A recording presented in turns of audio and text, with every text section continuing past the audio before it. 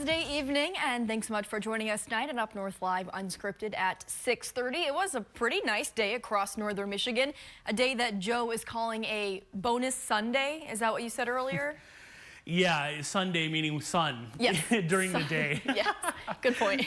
Yeah, it's Wednesday, just if you're wondering. But yeah, I did call it that because I honestly thought it was going to be a little more cloudy today, Maya, but I woke up and, you know, you and I work real late. Yeah. And the sun was out and it was really nice today. Wow. For much of the area. A couple things though, we are going to cool down. We're going to go like this, down and then back up again. We'll tell you when we go down and see that cool down. And then also there is going to be some rain and snow, and there's one area in particular that's going to end up with what could be some heavier snowfall as early as Friday. So we'll talk about that and have the full picture for the forecast in a few minutes. All right, thanks so much, Joe. We have developing news to pass along to you tonight out of Otsego County, where Michigan State Police are investigating what they're calling a suspicious incident. So the police were centered around a house on Murner Road, just north of M32, right outside at Gaylord city limits.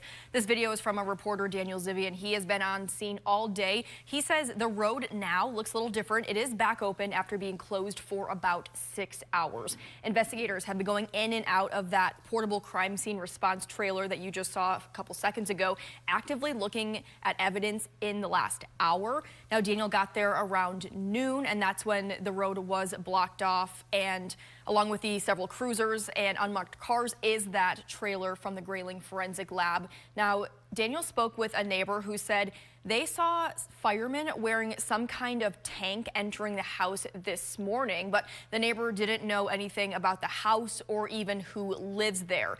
Daniel asked state police if they could tell us anything about what forensics is looking for or the status of whoever lives there. And all the public information officer could say is that it is an ongoing investigation into they're looking into, again, a suspicious incident. But right now, there is no danger to the public. That is what we are being told from Michigan State Police at this moment. They are not giving us any other details in regards to this incident, what may have happened.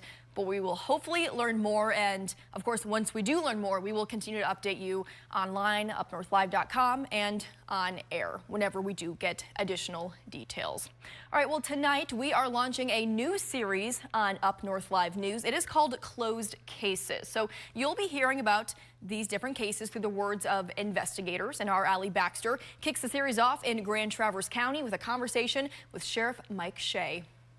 What are some cases that really stick out to you that are closed now that you are able to talk about, hey, this is actually kind of peeking back the curtain, this is what was going on, that at the time maybe you guys didn't realize this kind of investigation was happening? This is one incident that took place that particular night, but this family had been living in some degree of fear for several years. A brutal stabbing at an apartment complex leaves one man dead. There was a homicide in Las Vegas. Law enforcement in Las Vegas contacted our office and said, we're investigating a homicide and we believe the suspect may be headed your way. David Peritiaco was on his way to northern Michigan to reunite with his significant other and kidnap their children from their grandparents who had custody of them. When a sergeant called a family member to let them know David may be on the way, he was told, I know, I just shot him. New details tonight about a deadly shooting in Grand Traverse County. It happened Ashley Friday Peritiaco night. had just started to live with her parents and children in Grand Traverse County after she convinced them she and David had separated. Part of that plan or that conspiracy was to regain the trust of her family. Absolutely. When Ashley's father went to check on her this particular night, he didn't know David was already in his house. Turned on the outside light, but noticed the shower on in the downstairs tri-level. Didn't think much of it, thought it was the family member taking a shower. Started to retreat back up the steps when that individual heard another voice that they immediately recognized and turned around to find that individual pointing a handgun at him, just feet away. As Shea tells it, Ashley's father distracted David and shot him, knowing David was a threat to his family. But then when he retreated back upstairs to get another gun because he was out of ammunition, he had to again confront and put himself between his family and a potential life-threatening situation again. And this time, it was a family member. Paratiaco admitted to then taking her husband's gun and pointing it at Barron, who, in defense, shot his daughter in the face. So I knew it was going to be me or her, and I fired one time. I have to act in self-defense here. To sit here and say that I could even try and comprehend what it took to actually pull the trigger on another family member. And we're not talking about 5 minutes to stop and think about this. We're talking about fractions of seconds that ultimately saved people's lives. I was forced to take a life that day, and I was also forced to shoot my own daughter. No one should have to shoot their own daughter. But that stuck with me. That's one that will go to my grave with me as being a case that I will never forget. And you will hear Allie's full conversation with Sheriff Shea on our new podcast, Closed Cases. We will let you know when and where to find closed cases in the coming days. All right, looking ahead to something happening in less than a half hour, Governor Gretchen Whitmer set to deliver her 7th State of the State address tonight at 7 o'clock. Now, the annual speech gives her an opportunity to outline her goals for the upcoming year. And this afternoon, I sat down with Lieutenant Governor Garland Gilchrist to kind of give us a preview of what we can expect to hear the governor say tonight. Lieutenant Governor Gilchrist, tonight, Governor Whitmer will deliver her 7th State of the State address. What are some of her top priorities that we can expect to hear during that address tonight? You know, it's interesting in a time when there's so much kind of chaos and calamity and confusion coming at Michigan from Washington, you're going to see consistency and clarity from the governor. You know, we've been really focused since we came into office on 3 big things: lowering costs for Michigan families and putting money in people's pockets, making sure we can grow our economy and create jobs, and then just delivering results and better outcomes for people. And the speech is going to focus on those 3 things tonight as well. And we have made tremendous progress in those areas, and there's a ton of work left to do. And the governor's going to talk about what we can do here in 2025 to make even more progress. And obviously these goals and priorities could benefit the entire state of Michigan, hopefully, but specifically, how do you think they could impact northern Michiganders? I think that all 3 of these issues are critical for people in northern Michigan. I was just up in the Upper Peninsula in Lawrence, visiting, among other places, Keweenaw Bay, Ojibwe Community College, and talking with students and faculty there. They talk about their students and the people in the community who are struggling with things like medical debt, and also needing to have just more money as a working family. And so we'll talk about in the speech how we quintupled the working families tax credit that's putting on average $3,500 into people's pockets and lifting half the kids in Michigan out of poverty. And on medical debt, we know that 700,000 people across Michigan, many, many, many of them in northern Michigan, are burdened with medical debt that they got because they had an accident or they got sick, like it's through no fault of their own. We have $4.5 million in the previous budget to be able to address medical debt relief, and we want to build on that foundation and work with the legislature to make sure that people can be made whole here in Michigan so they can fully participate in economic life. Like, because you had an accident, that should not mean you can't qualify to get an apartment or qualify to get a mortgage. And so we're going to help to try to address that by working with the legislature. And going off of that, do you think these top priorities align with what the people of Michigan have said their biggest wants and needs are right now? I've been to all 83 counties in Michigan 3 times. And when I come everywhere, northern Michigan, southeast Michigan, west Michigan, upper peninsula, you name it, I hear about lowering costs. I hear about growing the economy, and I hear about delivering results. And so I do think this is aligned with what the people of Michigan are hungry for. I mean, things like housing, for example, a huge issue in northern Michigan, whether it is just housing affordability, workforce housing for seasonal workers, and everything in between. And in the governor's going to talk about the fact that we have made historic investments in building, buying, and renovating homes. And we're going to do 11,000 more this year to build on what we did last year. It'll be for 2 years in a row, the biggest investments in the most homes built in the history of the state of Michigan because of $2 billion invested in that. That's going to make a difference for affordability across northern Michigan. We think it's a really important issue. And are you confident that the state legislature can come together to actually accomplish some of these plans? I think it's their responsibility to do so, and I look forward to working with them to do it. And of course, with the new administration in the White House, does that propose any new challenges or maybe new focuses of priorities for the governor this year? This administration, the Trump administration, has been very clear that they have it out for programs that matter to the people of Michigan. The threats to Medicaid, for example, that will really be ruinous to rural hospitals across northern Michigan, for example. I'm deeply concerned about that, and we need to make sure we can do everything we can to protect them. And our congressional delegation is going to be really important in that work. So we do have some concerns about those things. We have concerns about the steel tariffs, for example, that could go into effect. That 25% tariff is going to mean higher prices for everybody in Michigan, higher prices for manufacturers across Michigan, which will lead to the higher cost products. So that only bad things are going to come from that for the economy here in Michigan. And we know the governor loves a theme when it comes to her State of the State addresses. I think in the past we've had Detroit Lions, some different decades of records. Do we know what the theme is yet this year? You got to tune in for that. I can't break that before the speech. Can't give it all away. All right, Lieutenant Governor, thanks so much for taking some time to talk with me today. I really appreciate it. Thank you, Maya. We are streaming it live on our Facebook, YouTube, and X pages. Let's turn things over to our question of the day. We want to know, what grade would you give Governor Gretchen Whitmer? So far, we have 1,441 votes.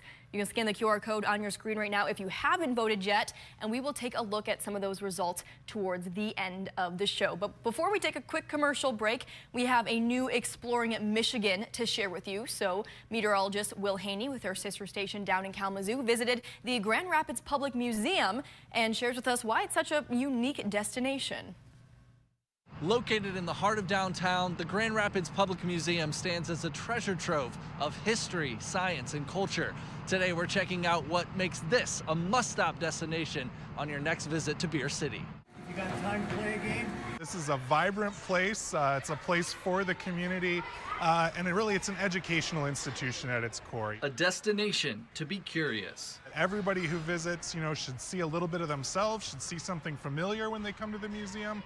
But they should also have the chance to learn something new. We're right on the Grand River, so we have this beautiful view of downtown. It's a great place to stop while you're enjoying Grand Rapids, learn a little bit about the history, and then go see the city for yourself. 3 floors of exhibits touch on science, arts, discovery, culture, and more. It's not just a place to observe, but also to interact and learn.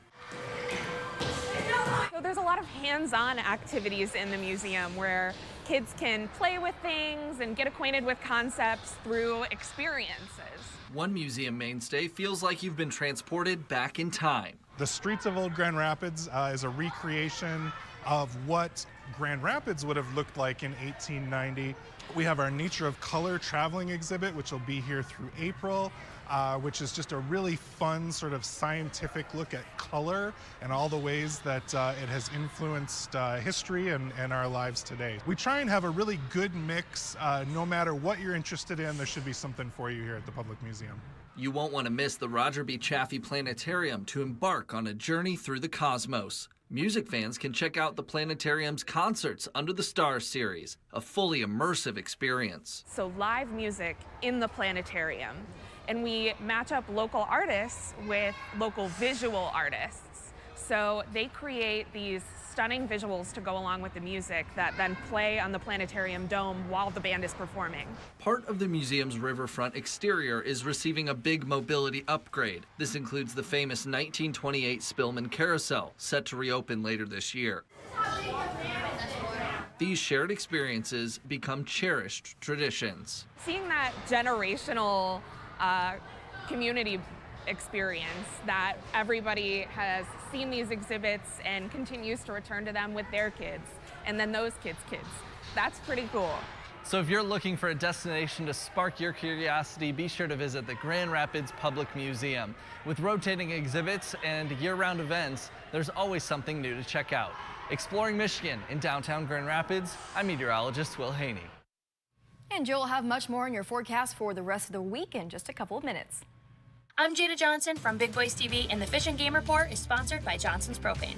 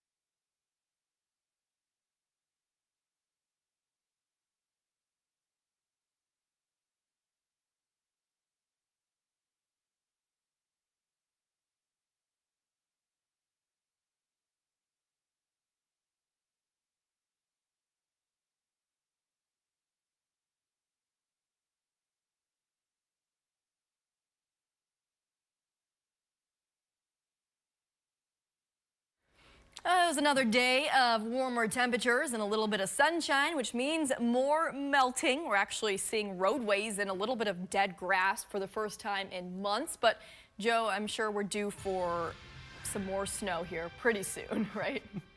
When you're talking and excited about dead grass, you know it's been kind of a long winter. Yeah, truly. Oh, man, yeah. We are going to see more snow in some spots quite a bit late week coming up here. By the way, I don't know if you heard about this, Maya, the planetary parade or the planetary alignment. Have you heard about that? So here's the thing. This is going to peak tomorrow night. There's the lineup of the planets right now. They're kind of looking down on the solar system.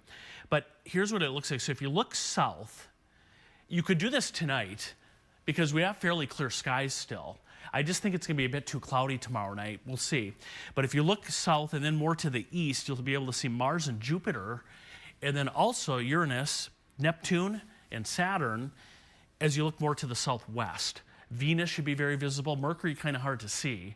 And you may need, binoculars or a telescope to see probably Saturn, Neptune, Uranus, but Mars, Jupiter, and Venus should be fairly visible. But the whole point of this is that it's very rare to get all of these lined up at the same time to see all the planets. So maybe you're bored tonight. Run out and check it out, perhaps. Here's a look at our high temperatures today. We had another day of melting. Boynton Falls did reach 50 degrees, the high there, close to that at Traverse City. Frankfort, Manistee, also Charlevoix reached the mid-40s. Rogers City today, a high of 46. There's been some rain. Actually, it's been raining down around Detroit today and into Ohio, Indiana, parts of Pennsylvania tonight, around Pittsburgh. Our next system for tomorrow, it doesn't look like much right now, and it's actually not going to be, but that will arrive here as we head through tomorrow. So this is what that looks like. We're going to cloud back up. Tomorrow morning, a few rain and snow showers right there into the afternoon. This will be kind of a wintry mix. I'm not expecting a lot of snowfall with this. That's Thursday. But Friday, I am expecting some snow right there. Could be messy Friday morning, heading into work and school into early to mid-afternoon before some rain tries to arrive and mix in. So here's through tomorrow. There's not going to be much snow, but watch up in the UP, especially Friday, right here. Yeah, you could see 6 to 7 inches from Sault Ste. Marie to Drummond Island through the St. Mary's River area, back over toward Newberry, north of Trout Lake. So that's where some of the heavier snow may fall. And again, a lot of that will be Friday morning into the afternoon. Here's the extended forecast. We do cool down. A front drops in Friday. Look at the difference in temperature in upper and lower Michigan Friday. And then it's a brief cool down. It won't last long, but it is going to be kind of a chilly weekend, but quiet. And then we start warming back up, back into the 40s. And I do think next week, Maya, there's a fairly decent chance by the middle of next week for some rain, just plain rain coming down. So fun. Right now what we have, cooling down and then warming back up next week. All right, good to know, Joe. Thanks so much for that weather update. And our sports director, Harrison Beebe, will have a sports update for you coming up next.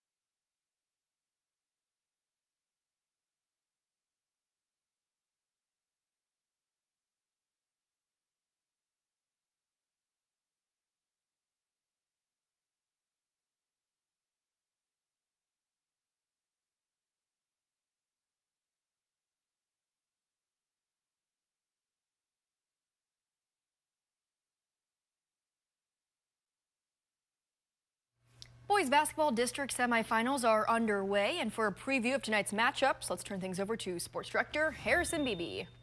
Our most intriguing boys basketball district entering semifinal night is probably the Division III bracket in Johannesburg-Lewiston. We got 4 teams left, all well above 500, including 2 of the best from the Northern Shores and Ski Valley conferences. In the first semifinal going on right now, Harbor Springs taking on Mansalona, while the second semifinal game will pit Charlevoix against East Jordan. Winners from tonight's semifinals, of course, advance to Friday's district finals. We're hoping to get highlights as well from the Division II semifinal between Grayling and Boyne City tonight during sports at 11. While we're on the topic here, let's take a look at the last high school boys basketball polls for the season. Glen Lake, McBain, and Harbor Springs all representing the area in Division III. We could see a few combinations of those matchups in the next few weeks here into the regional round and into quarterfinals, while Pickford tied for 8th coming out of the UP. In the girls rankings, Harbor Springs and Everett both ranked top 10 in Division III, while in Division IV, we saw them in action last night. St. Ignace now 20-1 and in the lead in the polls as they've been wire to wire all year, followed by the 2 Ski Valley schools. We got the league champion Gaylord St. Mary and the team they defeated for that league title last night, Inland Lakes, coming in 9th. Back to Big Ten basketball for Michigan State tonight, and it doesn't get any easier for the Spartans going on the road to face 16th ranked Maryland. Taking a look at the latest Big Ten standings, where Michigan State and Michigan are both tied at 13-3 in conference. Spartans and Terps tip off 6:30. Michigan's going to host Rutgers for their next conference game tomorrow. The Detroit Tigers were blanked by division rival Minnesota in spring training today down in Lakeland, final 4-0. The good news is Derek Skubal pitched well. Not a real shock there. 2 innings, only 1 hit and a strikeout. The other not real shock of the day, manager A.J. Hinch on the broadcast revealing the big news that Tarek would be the opening day starter for the Tigers in the regular season opener against the L.A. Dodgers. That'll be on March 27th. That'll do it for sports. I'm Harrison Beebe. And Harrison will have highlights for you of those basketball games tonight on Up North Live News at 11. We will be right back with a live look at the results for our question of the day and some of your comments next.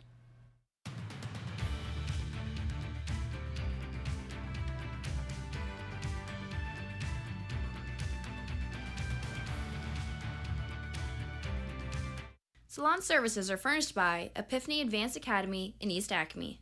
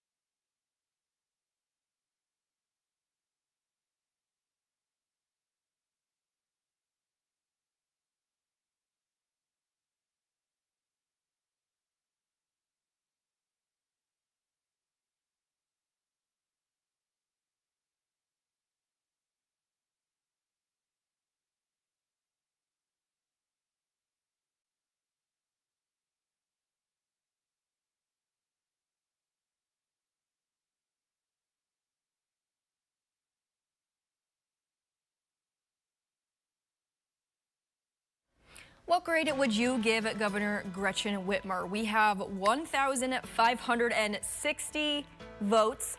And you can see the results on your screen right now. We also have 800 comments on Facebook. I will just read a few. Cindy says, I would give her a B-. There are things that she could have done better, but one thing she tries to do is make it that no matter what you want to do, you have the freedom to do so. Betsy says A+ for me in Novi, Oakland County. Terry says F for COVID acts, C+ for the rest.